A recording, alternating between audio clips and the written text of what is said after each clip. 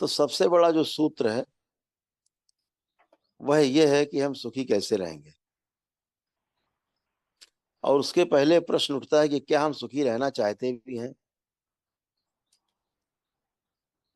उसका जो सार्वभौमिक उत्तर है, जो इसका यूनिवर्सल आंसर है, अपने से हम पूछें चाहे संसार में किसी व्यक्ति से पूछें, बच्चे से लेके बुजुर्ग तक किसी से पूछें, तो इसका यूनिवर्सल आंसर भी है कि हाँ, हम सुखी रहना चाहते हैं। अगर इसके आगे पूछें कि क्या दूसरे भी सुखी रहना चाहते हैं, तो मेरे ख्याल से आपका आंसर यही आएगा कि हाँ बिल्कुल, जैसे मैं सुखी रहना चाहता हूं ऐसे ही संसार का प्रत्येक व्यक्ति भी सुखी रहना चाहता है। लेकिन इसके आगे का प्रश्न जो है वह भी सार्वभौमिक है कि ये जो हमारी चाहना है, जो हमारी डिजायर है, क्या हम सुखी रह पाते हैं। इसके आगे भी प्रश्न है कि हम सुखी रह पाते हैं, क्या हम टुकड़ों टुकड़ों में सुखी रह पाते हैं, कभी सुख कभी दुख, कभी सुख कभी दुख ऐसे।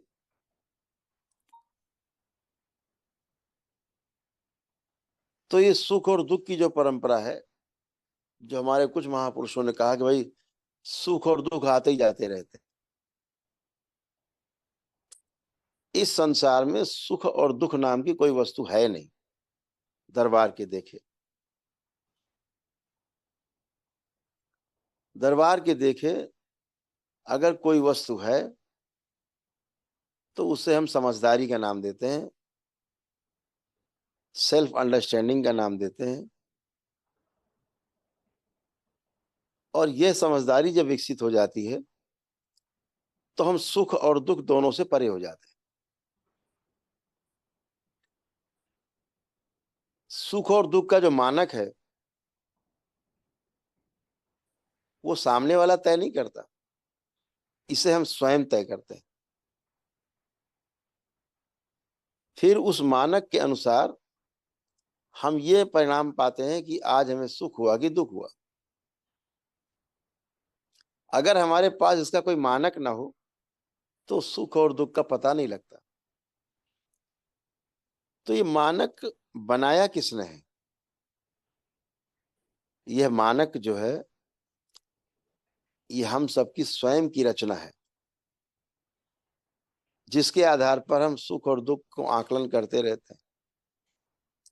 जैसे आपके पास मोटरसाइकिल है, आपके लिए सुख है। और जिसके पास साइकिल है, मोटरसाइकिल आज तक उसको उपलब्ध नहीं हुई, उसके लिए बहुत बड़ा उसका जो है गोल है, बहुत बड़ा सुख है। और मोटरसाइकिल अब आपका दुख बन गई है, क्योंकि पड़ोसी आपका कार ले आया है। तो अब आपकी जो कार बगल में आ गई है पड़ोस में, वो आपके दुख का कारण बन गई, क्योंकि आपने तो मानक बना रखा है कि कार हो तो वो ज्यादा बड़ा है। अभी जिसके पास साइकिल है, मोटरसाइकिल नहीं, उसने मानक बना रखा है जिसके पास मोटरसाइकिल है वो ज्यादा बड़ा है। तो आपका जो अभी का दुख है वो नीचे जो साइकिल वाला उसका वो सुख है। जिसके पास कार है वो बड़ी कार चाहता है कि 2-3 करोड़ की, 5 करोड़ की कार आए, रोल्स आ जाए 10 करोड़ की। तो वो जो जिसमें है वहां पे उसको दुख प्रतीत हो रहा है, उसने मानक अपना ऊपर सेट कर रखा है। इसका अर्थ ये हुआ कि हम लिप्त रहते हैं चीजों में, इसलिए हमें चीजें कम या ज्यादा दिखाई देती। अगर इसी को हम इस मानक पर सेट कर लें कि मेरी आवश्यकता कितनी है, साइकिल की आवश्यकता है, मोटरसाइकिल की है कि कार की है, कि लग्जरी कार की है, कि हवाई जहाज की है, हेलीकॉप्टर की है, तो सेट कर लीजिए, उसके लिए प्रयास करिए, इसमें कोई आपत्ति नहीं है। दरबार ये नहीं कहता कि नहीं आप साइकिल पे चलो, दरबार कहता आप हेलीकॉप्टर खरीदो उसमें चलो, है ना। लेकिन एक मानक सेट हो जाए कि हेलीकॉप्टर के बाद ये ना हो कि नहीं साहब वो वाला हेलीकॉप्टर ले लिया, हेलीकॉप्टर खरीद लिया मान लीजिए आपने, फिर नहीं साहब वो वाला हेलीकॉप्टर ज्यादा अच्छा है जो 3 इंजन है, वो पुतिन चलते हैं, वो वाला मिल जाए।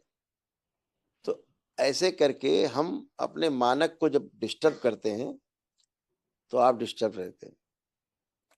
अगर हम अपनी आवश्यकताओं को समझ लें, आवश्यकताओं के अनुसार उन वस्तुओं के लिए हम प्रयास करें, वो मिल जाए तो संतुष्टि है। लेकिन समस्या यहाँ है कि जब वो चीजें मिल जाती हैं उसके बाद भी हमें संतुष्टि नहीं होती, उसके लिए हम आगे भागते हैं।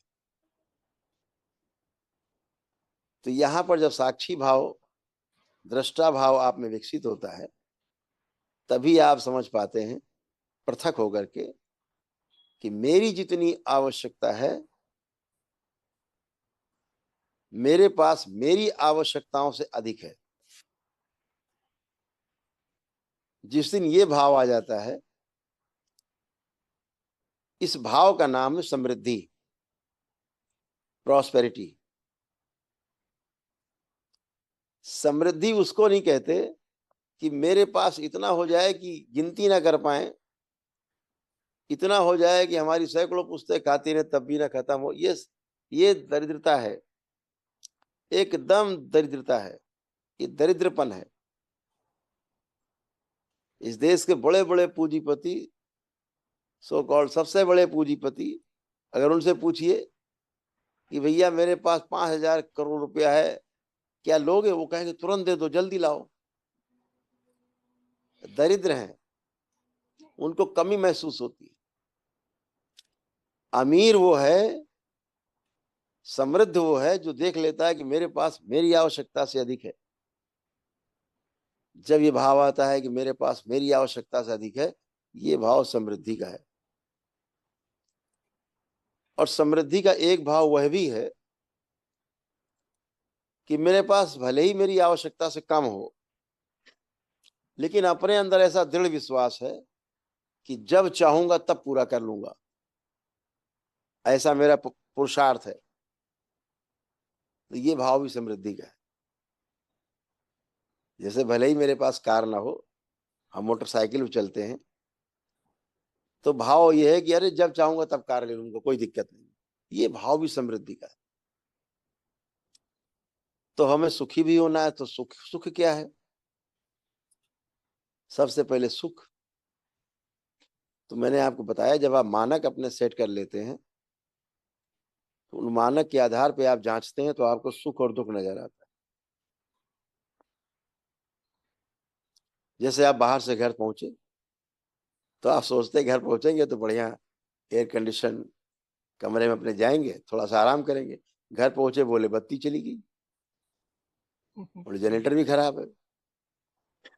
अब आपको दुख लगने लगेगा, अब आप पैर पटकने लगेंगे, अरे क्या तमाशा है। आपने पहले से अपेक्षा की हुई है, एक मानक सेट किया हुआ है, जब आपको नहीं मिलता तो आपको दुख लगता है। अपेक्षा। तो सबसे बड़ी जो वस्तु है वो सुख है, यह निर्विवाद है। लेकिन सुख है क्या? सुख की परिभाषा क्या है? सुख की क्या परिभाषा हुई? अभी कोई सुख की परिभाषा नहीं समझता। मेरे अनुकूल परिस्थितियां नहीं है, मेरे अनुकूल स्थिति परिस्थिति नहीं है, उसे हम दुख मान लेते हैं।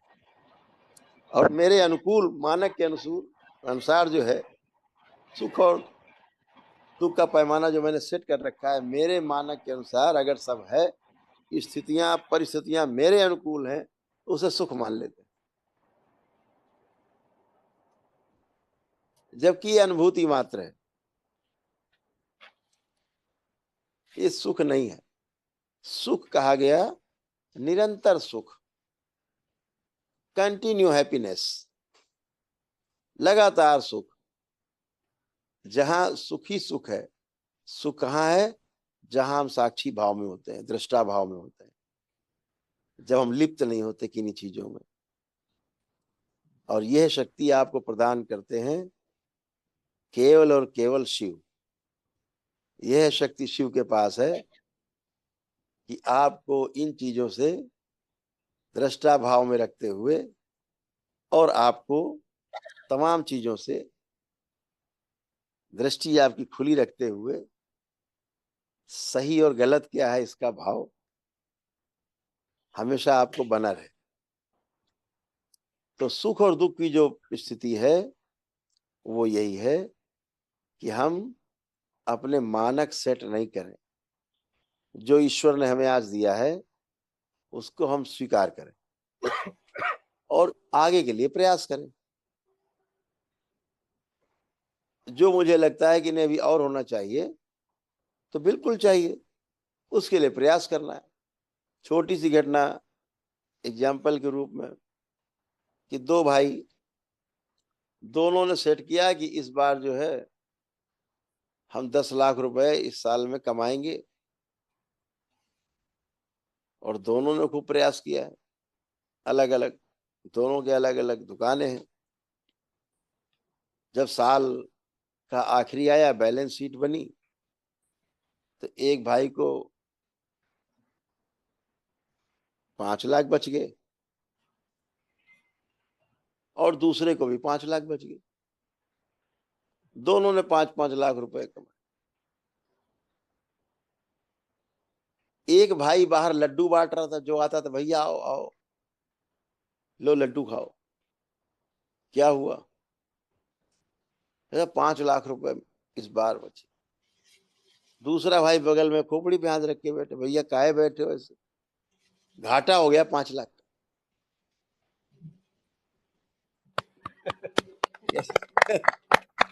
मानक सेट कर रखा। एक घाटा समझ रहा है 5 लाख का हो गया, दूसरा भाई मुनाफा समझ रहा है कि 5 लाख का हो गया। दोनों ने 5-5 लाख रुपए पैदा किए हैं बराबर, लेकिन दोनों के मानक अलग अलग। तो सुख प्राप्त करने के लिए, सुखी रहने के लिए दृष्टा भाव में जीने की आवश्यकता है। जब भी कभी लगे हम कष्ट में हैं, तुरंत दृष्टा भाव में आइए और अपने को पृथक करके अपने को देखिए। संसार को अपने से पृथक करके देखिए, लोगों को देखिए, अपने से नीचे देखिए कैसे जी रहे हैं। दोनों को देखना है, अपने से नीचे वालों को भी देखना है और अपने से ऊपर वालों को भी देखना है।